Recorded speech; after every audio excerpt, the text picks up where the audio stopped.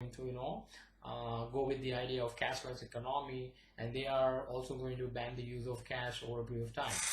One of the big excuses of the government, obviously, for implementing this kind of Tughlaqi draconian measure is going after terrorism, for example. So in the communique that they have published, the Department of Economic Affairs has published, they're saying that terrorists are using the fake Indian note currency, and via those fake currency they are kind of spreading terror. They're buying illegal ammunition and arms and everything, and they're trying to bring down the Indian economy, for example.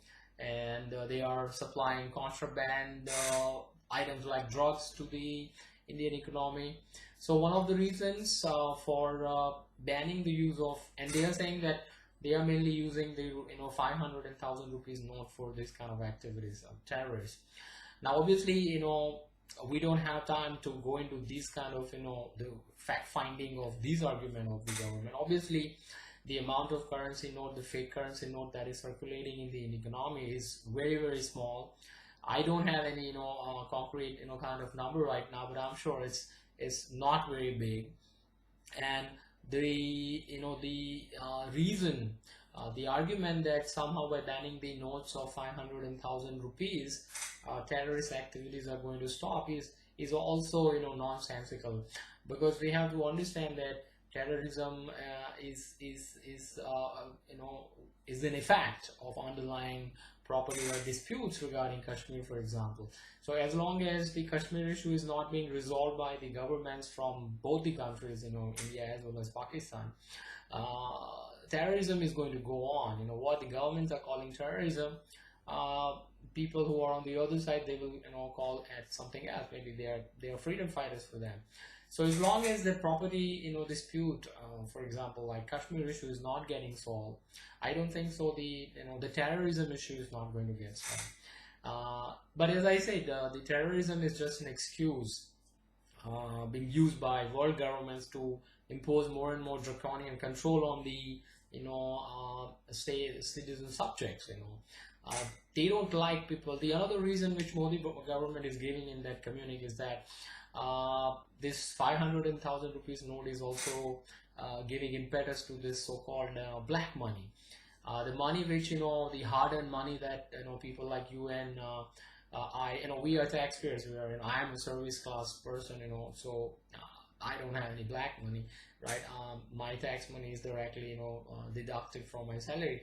But other honest people, for example, who are earning their income through hard work, and they don't want to give that money to the government, and just because they don't give that money to the government, so the government is saying that it's black money, and they are saying that because this underground economy is very big, they are citing some World Bank study. They are saying that the underground, the shadow economy is something like 12%, and that is hampering economic growth of this country, and that is harming welfare of poor people, etc., etc. So they are saying that is depriving the government of the legitimate revenue which the government then can use to uplift the poor people. The welfare in any state then can use to uplift the poor people. Now obviously the whole problem over here is the whole argument is very questionable. Now who says that it's government's job to uplift the poor people, or it's government's job to grow the economy, or it is government's job to do the development work, to build roads, to build schools, to build hospitals and dams and everything, to provide electricity, for example. Now who said that it is government's job, right? If you see the theory of politics, then those people who are the designer of the system of the state, people like Thomas Hobbes and people like Jean Bodin, for example, or people like Jean-Jacques Rousseau, they never say that the government's role is to run the economy. They always say that government's job at the most is of police state. That means to look after the life, liberty and property of its citizens and nothing else. So they will only have to do the work of law and order, look after, protect the people's life, liberty and property, and for that they don't need a lot of revenue, right? They can impose minimum taxes on people, and when the tax rates will be lower, people will happily pay their taxes. The reason why people are not paying the taxes is because the tax rates are very, very high. right? What the government is calling black money is from their perspective. Just because you don't give your hard-earned money to the government doesn't mean it becomes black. It is still your hard-earned money. Whatever black money is there is with politicians, it's with the bureaucrats, with the government servants, who are taking the bribes from the businessmen. These businessmen who are doing, millions of businessmen who are doing honest work and earning their bread, that's not, black money. All the black money, as I said, is with the politician, is with the bureaucrats, government servants. They are the ones who are taking the bribes. So obviously people, hardworking people, productive people of this country, when they don't pay the taxes, they are not paying it because the taxes are very high, because the government is interfering in everything. It is none of government's job to manage the economy, to centrally plan the economy.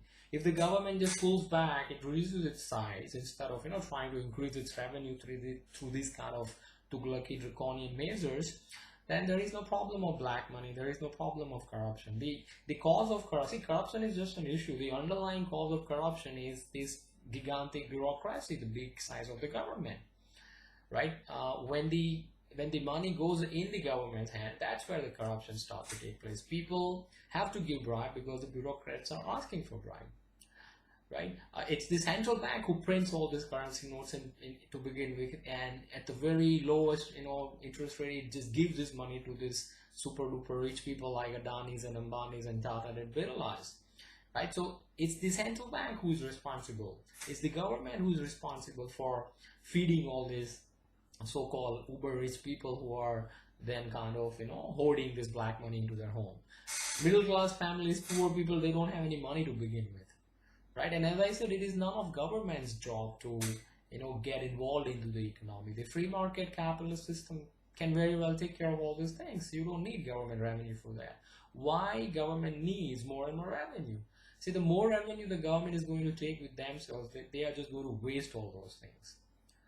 Because the real kind of need of consumers is only being fulfilled in the marketplace. Government has no resources, no way, no information, no knowledge, no prizes for economic calculations to understand what the people really want.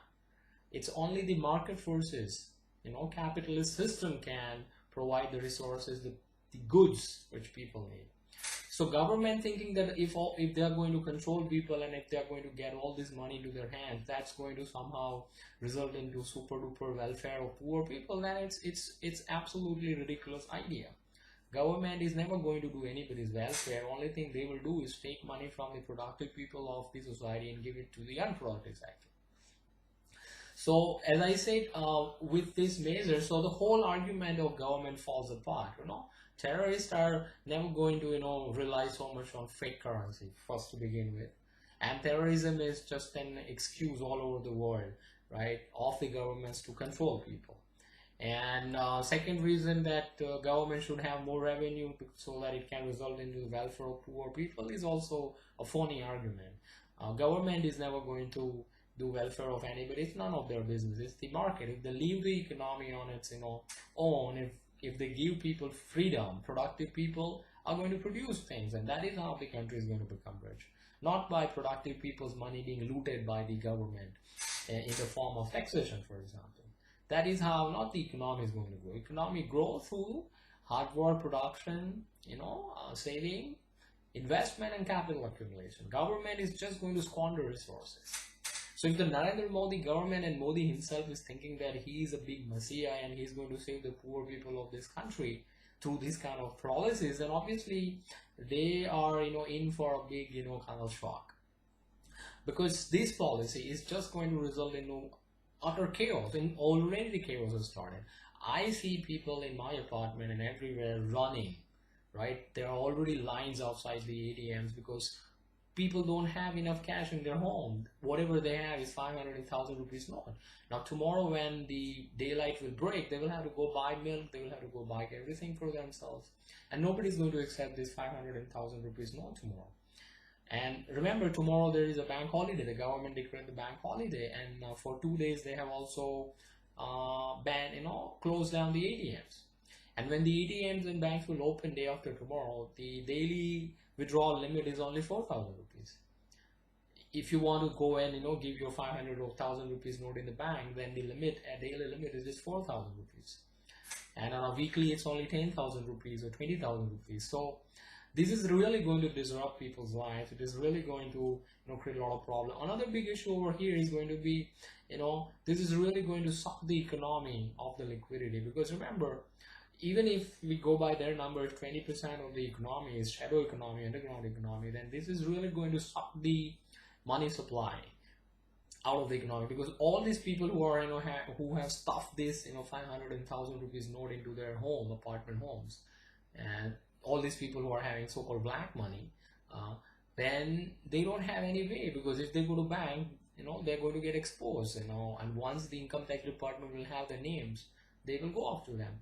So their money is already gone. They are not, this money is never going to come into circulation, these notes. Already people have started eating food and started using it as a cigarette or as a toilet paper, for example, all these notes. So this money supply is going to suck dry from the economy, and because of that, the economy is just going to crash, right? Because when the money supply is going to go down, that's going to result into deflation. Actually, it's good. The prices are going to come down and everything. But what is going to happen? The government will respond by again printing and pumping more money into the economy. They are also saying that this black money is resulting into inflation, which is absolutely nonsense. Inflation is nothing but, as I said in past also, creation of money out of thin air by the government and RBI. So black money is not responsible for inflation, obviously. But as I said, immediately businesses are going to be hurt. People are going to get really hurt.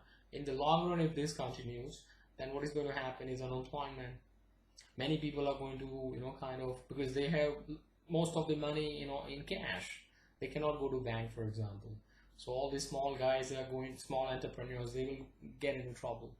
And they're also saying that from 10th November they are also going to reintroduce a new 500 and 2,000 rupees note now, which they are going to track by using GPS or something like that. Remember, all these actions are all about controlling the lives of people. They want nobody to escape their tax net, right? Narendra Modi governments, and Modi himself thinks that he can do everything and he needs money for that.